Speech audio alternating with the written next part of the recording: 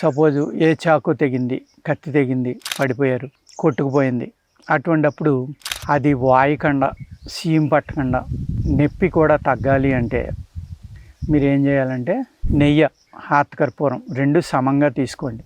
ఆ నేతిలో కొద్దిగా వేడి చేసి హాతకర్పూరం ఇస్తే బ్రహ్మాండంగా కలిసిపోతుంది. లేకపోతే 2 కలిపి నూరేసుకోండి. కట్ అయిపోయి రక్తం కారుతోంది, ఆగట్లేదు, హాస్పిటల్ దూరంగా ఉంది, వెళ్ళలేము అనుకున్నప్పుడు ఈ మలం ఏదైతే ఉందో, ఈ 2 కలిపి నూరిన మలం ఏదైతే ఉందో దాన్ని ఒక 4-5 సార్లు అప్లై చేయండి.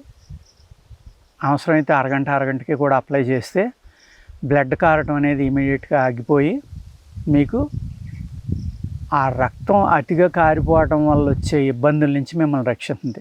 అలాగే కాకుండా దాని వాపు కానీ సీమ్ పట్టకుండా అక్కడికి రకరకాల బ్యాక్టీరియా అవి చేరిపోయి అది పాత గాయంలాగా అయిపోయి గమ్మును తగ్గకుండా విపరీతమైన నొప్పి ఏదైనా వస్తూ ఉందో ఆ అన్నిటి నుంచి కూడా మిమ్మల్ని కాపాడి గాయం తగ్గుతుంది, రక్తం కారటం ఆగిపోతుంది, నొప్పి తగ్గుతుంది, వాపు తగ్గుతుంది. ఇన్ని రకాలుగా మనకి ఈ చిట్కా పనిచేస్తుందండి.